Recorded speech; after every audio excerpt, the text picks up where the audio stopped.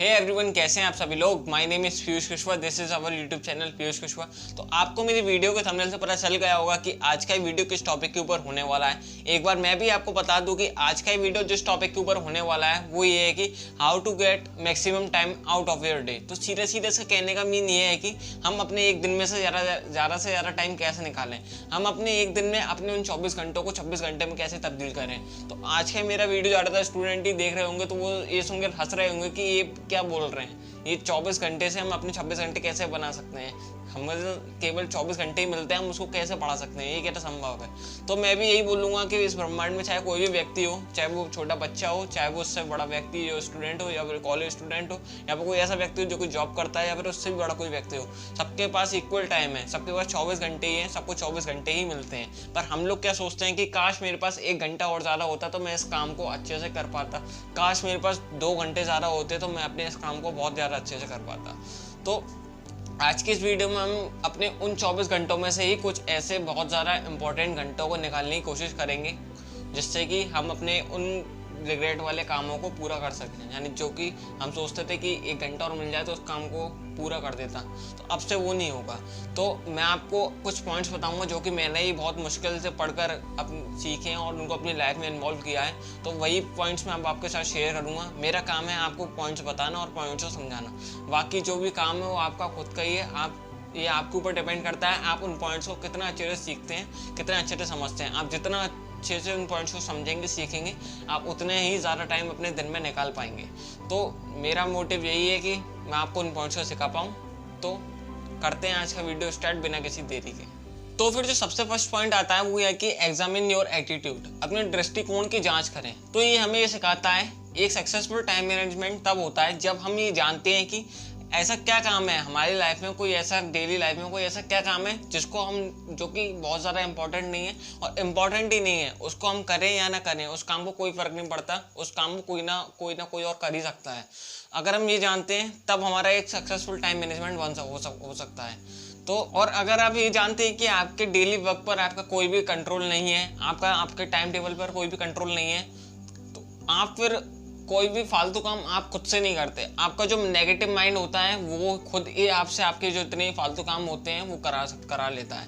तो ये एक बात ये बहुत ज़्यादा इंपॉर्टेंट है और मैं इसको बहुत ज़्यादा रियल मानता हूँ। अगर आप अपना कोई भी शेड्यूल या फिर टाइम टेबल बना लेते हैं तो फिर आप उसी दिन से अपने आप में इम्प्रूवमेंट लाना, सुधार लाना स्टार्ट कर देते हैं। तो इसीलिए एक पहले पॉजिटिव माइंडसेट बहुत ज़रूरी होता है। एक पॉजिटिव माइंडसेट बनाना बहुत ज़्यादा कंपलसरी है। फिर जो सेकंड पॉइंट आता है वो ये है कि analyse how you are spending your time. तो इसको मैं आपको इस तरह से बताता हूँ। अब जैसे ही किसी भी टाइम टेबल को बनाने से पहले ये बात जानना बहुत ज़रूरी होता है कि हमारी लाइफ में, हमारी डेली लाइफ में ऐसा क्या काम है जो कि हमारे लिए बिल्कुल भी ज़्यादा इंपॉर्टेंट नहीं है और वो हमारे लिए है ही नहीं, फिर भी हम उसको कर रहे हैं। तो एक टाइम टेबल को बनाने से पहले उसको जानना बहुत ज़रूरी होता है। तो उसको जानने के लिए क्या करना है ये मैं आपको बताता हूँ। आपको क्या करना है, आपको एक नोटबुक बनानी है। आप जैसे कि एक पर्टिकुलर कोई भी दिन ले लेते हैं, आप उस दिन सुबह उठे, आप जब भी आप सोकर उठे, आपने उसके 1 घंटे बाद जो भी काम किया, आपको क्या करना है, आपका 1 घंटा बीता, अब उसके बाद आपको अपनी वो नोटबुक खोलनी है और अपनी उस नोटबुक में एंट्री करना स्टार्ट कर देना है कि आपने उस बीते 1 घंटे में क्या क्या किया। आपने जो भी कुछ उस एक बीते हुए घंटे में काम किया उसको आपको पूरा जो भी काम किया उसको उस नोटबुक में नोट करना है। और ऐसे ही आपको आपकी पूरी रात तक की एंट्री करनी है जब तक कि आप सो नहीं जाते। सोने से पहले आपको एक बार उस नोटबुक को खोलना है और ये देखना है कि उसमें से ये कुछ चीज़ें ढूंढनी है कि ऐसा क्या काम था जो कि आपके लिए बिल्कुल भी इम्पोर्टेंट नहीं था, वो आपके लिए था ही नहीं, अगर आप उसको नहीं करते तब भी वो हो जाता।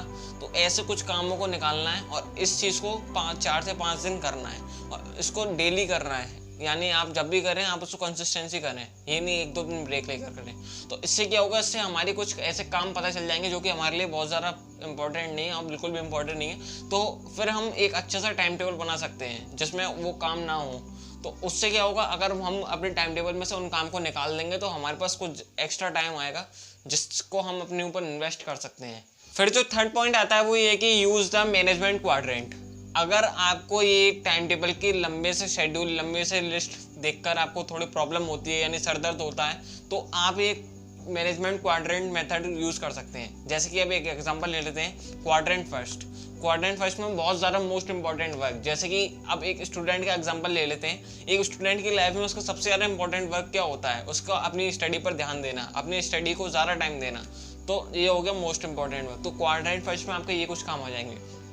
फिर क्वाड्रेंट 2 आता है, वो ये है कि उसमें आता है मोस्ट इम्पॉर्टेंट वर्क और कुछ important work. Most important work जैसे कि वही अपनी स्टडी पर ध्यान देना, और जो कुछ इम्पॉर्टेंट वर्क होते हैं वो जैसे कि पेरेंट्स के साथ अपना टाइम स्पेंड करना, फैमिली को थोड़ा टाइम देना। फिर जो क्वाड्रेंट 3 आता है उसमें यह आता है कि not a most important work, not a important work, but compulsory work. जैसे कि अगर आपके पास कोई आपका फ़ोन रखा है, अगर फ़ोन की रिंग बज रही है तो आपको फ़ोन को अटेंड करना।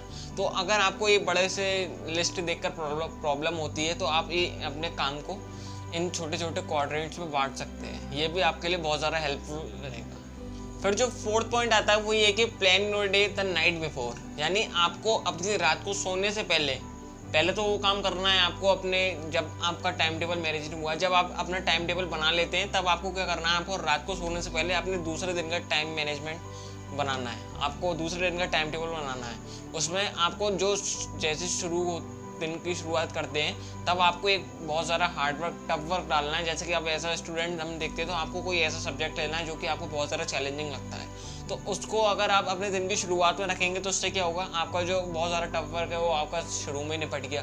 और अगर आप ना उसको शुरू में निपटा लेते हैं तो उससे आपको बहुत ज़्यादा कॉन्फिडेंस मिलता है कि अब मैंने शुरू में इतना अच्छा कर दिया तो अपने पूरे दिन में तो और अच्छा कर ही लूँगा। तो ये बात भी बहुत ज़्यादा इंपॉर्टेंट होती है। फिर जो 5th पॉइंट आता है वो ये है कि मैनेज इंटरप्शंस। अगर आपने एक ये पूरा पक्का वाला सोच लिया है कि मुझे अपने टाइम टेबल को फॉलो करना है, तो एज अ स्टूडेंट एक जो स्टूडेंट के लिए सबसे ज़्यादा डिस्ट्रैक्टिंग चीज़ होती है वो है कि उसका फ़ोन।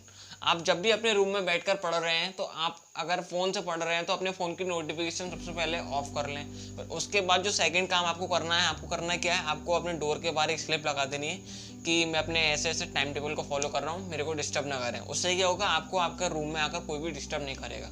और अगर आप अपने फ़ोन से नहीं पढ़ रहे हैं तो मैं आपको यही सजेशन दूंगा, आप जिस भी रूम में बैठकर पढ़ रहे हैं उससे आपका फ़ोन उस रूम से बिल्कुल बाहर होना चाहिए, और कोई भी ऐसा इलेक्ट्रॉनिक डिवाइस जैसे फ़ोन, लैपटॉप, पीसी उस रूम से बिल्कुल बाहर होना चाहिए। फिर जो 6th पॉइंट आता है वो ये कि अवॉइड प्रोक्रेस्टिनेशन, लेट होने से बचें। हम ज़्यादातर उन्हीं काम में प्रोक्रेस्टिनेट होते हैं जिन्हें हम करना नहीं चाहते, जिन काम को हम अवॉइड करना चाहते हैं। जैसे हम थोड़ा सा लेट हो जाते हैं, हम लेट भी क्यों होते हैं, क्योंकि हम उस काम को करना नहीं चाहते, हमारा उस काम में मन नहीं लग रहा होता। तो हमारे मन में जो प्रोक्रेस्टिनेशन का जो ख्याल भी आता है वो इसलिए आता है, या तो हम उस काम को बिल्कुल अवॉइड करते हैं, या फिर उस काम को करना बंद भी करते हैं, या फिर हम उस काम को तुरंत करने बैठे हैं। तो जो मैंने आपको 6 पॉइंट बताए, ये कुछ बहुत ज़्यादा इंपॉर्टेंट पॉइंट्स हैं जो कि टाइम बचाने के लिए बहुत ज़्यादा मैटर करते हैं। अगर टाइम बचाना है तो उसके लिए सबसे ज़्यादा इंपॉर्टेंट काम तो यही है कि आपको कुछ ऐसे कामों के बारे में जानना है जो कि आपके लिए बिल्कुल भी नहीं है, फिर भी आप उनको कर रहे हैं। अगर आपने वो चीज़ सीख ली तो आप फिर बहुत आगे निकल जाओगे।